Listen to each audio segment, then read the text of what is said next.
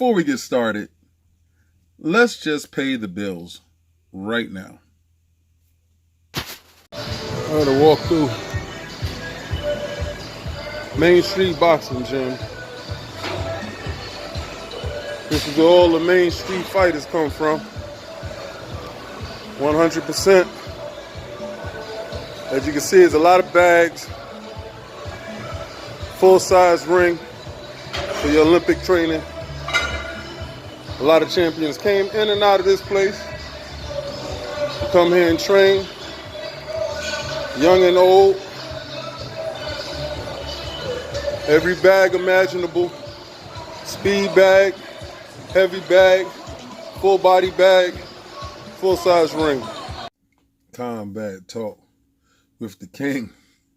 Man, last night's fight, yesterday afternoon's fight was fantastic. Now, the reason why it's an afternoon because it was done overseas at Wembley Stadium, 90,000 sellout. Actually, it was probably a little bit more because they had some standing room there. Anthony Joshua is a phenomenon overseas. The level of draw that he's able to bring in is insane. I think this is his fourth sellout stadium. And congratulations to, and still, the heavyweight champion of the world.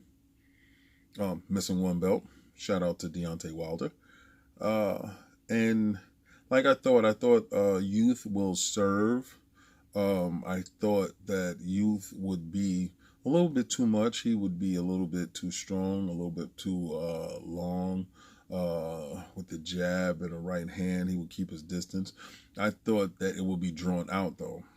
I thought Povetkin would actually work a little bit more behind the jab, draw it out a little bit more. But I've noticed something very early on that AJ took away his jab early on in the fight. The fight ended in a 7th round KO for Joshua.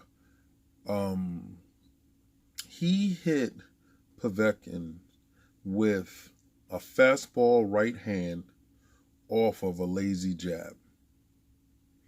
Now remember the 3 P's of boxing. 3 P's: professionalism, polish, and poise. Well, all 3 was on display. Like I said, these are 2 champions.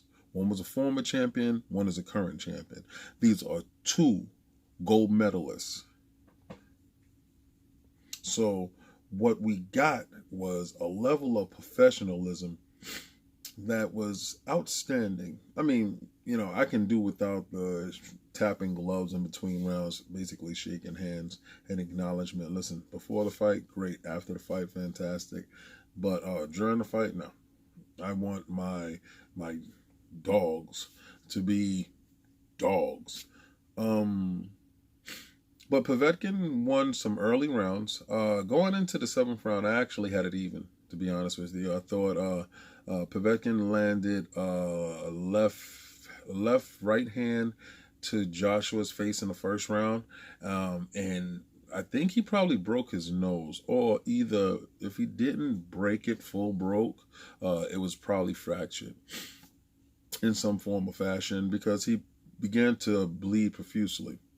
So, this is why I love the sport, because after all this prognostications and, sitting there thinking we going to feel it's going to go this way, it's going to go that way, and what we think is going to happen, it's always ultimately up to those 2 fighters inside that ring. You can have the greatest cornerman, you can have the greatest training facility. It all boils down to mano a mano, those guys fighting. Those guys actually putting their life on the line, because it takes a sharpness, it takes a polish, it takes a certain type of individual to walk through the fire and dare to be great. You understand? When you step in that ring and those gloves are on you, and you're strapped in. You're strapped in. It's like a roller coaster ride. You are strapped in. You have your mouthpiece on just in case you slam into a wall, race car driving analogy there. and you have your hands strapped in the gloves because you can't take them out. All right, so that level of calm that must come over you because you are about to do combat with the person in front of you, and you must walk through that person to achieve your goal. All right, so in order to do something of that nature, it's a certain mind state. Now, to repeatedly do this mind state has to be a conscious effort. So you have to go through training camp to build yourself up to the point that you're able to fight. So when you're in that ring, it's you versus him. No outside circumstances, nothing is going to change that fact. Now, unlike what Golovkin did when he fought Canelo, when Canelo made a mistake, Golovkin didn't make him pay.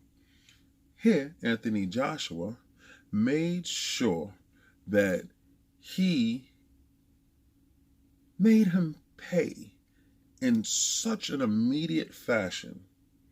He held serve, he had his high guard, he didn't allow Povetkin to establish the jab.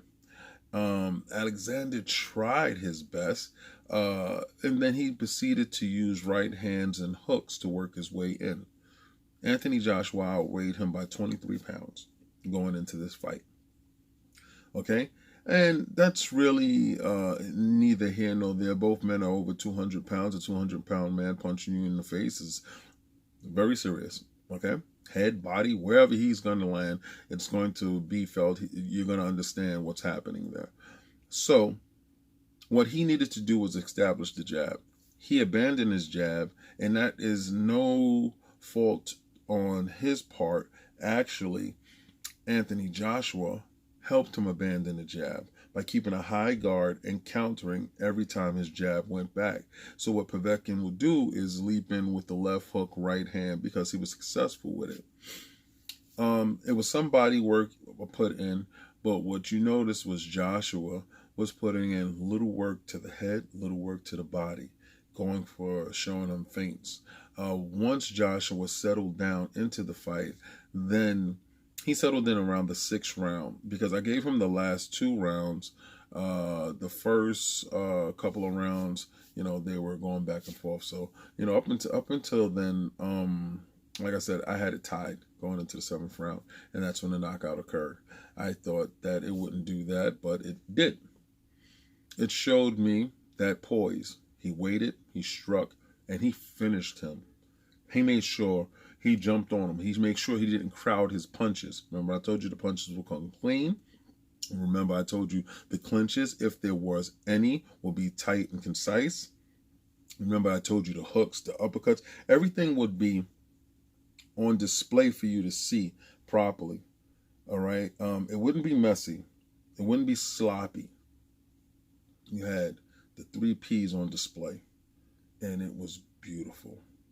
So, now that we have this, and you can say Joshua got rid of the boogeyman of Povetkin, all right, Deontay Wilder got rid of the boogeyman in Ortiz. There's 2 boogeymen in the division, all right, and the boogeyman was Luis Ortiz. Deontay Wilder knocked him out in a thrilling fight, and Anthony Joshua knocked out Alexander Povetkin, the other boogeyman of the West, in a dramatic fashion to set it up. Now, I wish this fight was setting up the Deontay Wilder Anthony Joshua fight, but it's not setting it up, to be honest with you, because you have Deontay Wilder versus Tyson Fury, former champion who lost his belts due to cocaine use. That's not alleged. It was something that, he came out and he confronted and he worked on. And he's coming back in that fight in December 1st. So Wilder must go through another test in order to get to this fight with Joshua. And that's going to be overseas because the draw is too high to have it in Vegas. I understand you can charge X amount of dollars for Vegas, but you're packing arenas for $90,000. You're having mini concerts before the fight. I'm sorry. The level of celebrity that is on display there is necessary for this sport. All right, this sport is fantastic, and when you actually see 2 men get down, for the nitty gritty inside that ring. It is something wonderful to see. I love the sport. That's why Combat Talk is here. So until then, Deontay Wilder, December 1st, the heavyweight division is on a little bit of a hold right now. We have a great upcoming fights coming. Stick with the kid. This is Combat Talk with the King. Have a great day.